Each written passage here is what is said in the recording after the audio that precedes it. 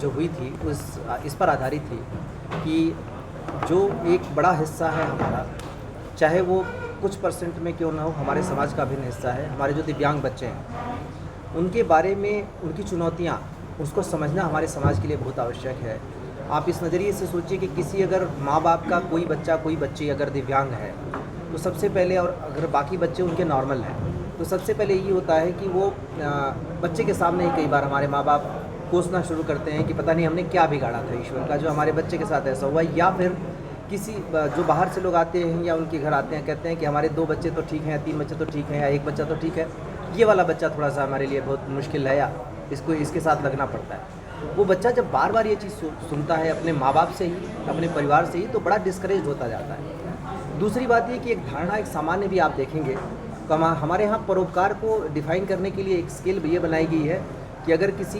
अंधे को आप रास्ता पार कराते हैं तो आप परोपकार का कार्य करते हैं। पर ये क्लीशे है, ये ऐसी चीज़ है जो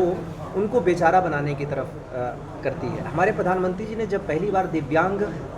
शब्द दिया तो उसके पीछे धारणा यही थी कि हम उनको कैपेबल किस तरीके से बनाएं। जो हमारा प्रोजेक्ट है ये, इसके पीछे कई तरीके की सोच थी।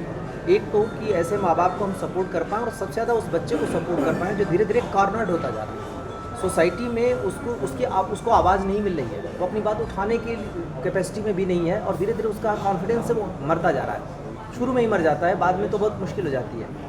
फिर एक दूसरा उदाहरण मैं आपको दूंगा कि जैसे हमारे यहाँ आपको पता है general health care and child care fund है, जिससे हम बच्चों का इलाज कराते हैं, उनको कैपेबल बनाने के लिए आप किसी भी तरीके की मदद देते हैं। अब उसमें अगर मान लीजिए कि गौरव का क्षण था, क्योंकि पूरे भारतवर्ष में इनोवेशन कैटेगरी में डिस्ट्रिक्ट्स में एकमात्र पुरस्कार मुरादाबाद को मिला। ये हमारे ज़िले के जो आयुक्त महोदय थे उन्हीं की सोच का नतीजा था। सर ने जैसा भी बताया कि कैपेबिलिटी हमारे जो चिल्ड्रन विद स्पेशल नीड्स हैं इनको बढ़ाने के साथ साथ एक जो सेंसिटाइजेशन का इशू हमेशा रहता है, जैसा डिस्कशंस में हमेशा सर कहते थे कि नॉर्मली इस तरीके के जो बच्चे होते हैं उनके माता पिता उनको उस नज़रिए से नहीं देखते जैसे कि सामान्य बच्चे को देखते हैं, तो एक सेंसिटाइजेशन की बहुत ज़रूरत थी। और इस प्रकार के रिसोर्स सेंटर जो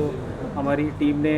सर के मार्गदर्शन में जो किया है, उसी का नतीजा है कि आज हमें ये इनोवेशन कैटेगरी का इनाम मिला है। और ये बड़ा ही गौरव का क्षण था कि पूरे उत्तर प्रदेश से 2024 का एकमात्र पुरस्कार जनपद मुरादाबाद को मिला, और उसको लेते वक्त हमें भी काफ़ी गौरवान्वित महसूस हुआ।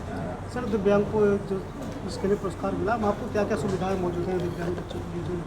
देखिए, वहाँ पे दिव्यांगों के लिए अभी जो सरकारी व्यवस्था है वो ये है कि हर एक स्कूल में एक नोडल टीचर होते हैं, और स्पेशल एजुकेटर साल में 3-4 बार वहाँ जाके उनको ट्रेन करते हैं। लेकिन उस व्यवस्था से बहुत ज़्यादा इम्प्रूवमेंट बच्चों में क्योंकि नहीं आ पाता है, इसी सोच के साथ हमारे आयुक्त सर के जो मंशा थी उसके अनुसार हमारे सीडो साहब ने और एडी साहब, बेसिक शिक्षा अधिकारी, सब ने मिलकर एक रिसोर्स सेंटर बनाया। इस रिसोर्स सेंटर में तमाम इस तरीके के एक्टिविटीज़ हैं जो कि NIVH देहरादून और इन सब के कोलैबोरेशन से बना है, वो वहाँ पे उपलब्ध है। इसके अलावा जो ब्रेल की पुस्तकें हैं, स्पीच थेरेपी है, टेक्स्ट टू स्पीच है, तमाम तरीके की सुविधाएं, स्मार्ट बोर्ड्स वगैरह सब उपलब्ध है, जिसका यूज़ करके बच्चे वहाँ पे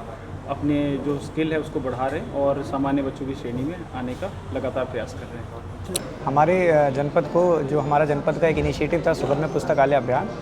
उसको नवाचार कैटेगरी में कल माननीय प्रधानमंत्री के द्वारा एक हमको नेशनल अवार्ड मिला है। और ये इनिशिएटिव हम लोगों ने मुरादाबाद जनपद में कमिश्नर सर के मार्गदर्शन में और उनके विजन के क्रम में शुरू किया था। इसके अंतर्गत हम लोगों ने सभी हमारी जो तहसील हैं उसमें एक ऐसा शिक्षा केंद्र इस्टेब्लिश किया है जिसमें जो हमारे दिव्यांग बच्चे हैं उनकी जो भी रिक्वायरमेंट्स हैं, उनकी जो भी नीड्स, उसको देखते हुए हम लोग उनकी नीड्स को, उनकी रिक्वायरमेंट को वहाँ पर पूरा करते हैं। उनको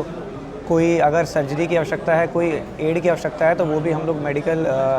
वहाँ पर करा के, बच्चों का मेडिकल कैंप लगा के वो भी प्रोवाइड कराते हैं। साथ साथ एक हम लोगों ने ऑनलाइन एक मॉनिटरिंग सिस्टम भी बनाया है,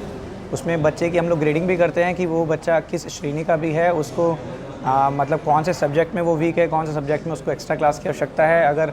कोई डेली असिस्टेंस उसको चाहिए तो वो भी हम लोग उसमें देखते हैं डेली एक्टिविटी में, और कोई सोशल स्किल उसमें अगर लैकिंग कर रहा है तो सोशल स्किल भी हम लोग उसकी डेवलप कराते हैं। साथ साथ DM सर के निर्देशन में हम लोग ये प्रयास कर रहे हैं कि इसको और अभी ब्लॉक लेवल पर लेके जाएं, बच्चों को पिक एंड ड्रॉप करने की फैसिलिटी भी हम लोग शुरू करें, ताकि और सुविधा हो सके बच्चों के लिए, उनके पेरेंट्स के लिए, और हमारे और ज़्यादा बच्चे इस इनिशिएटिव का पार्ट बन सकें और उनका जीवन और बेहतर हो सके।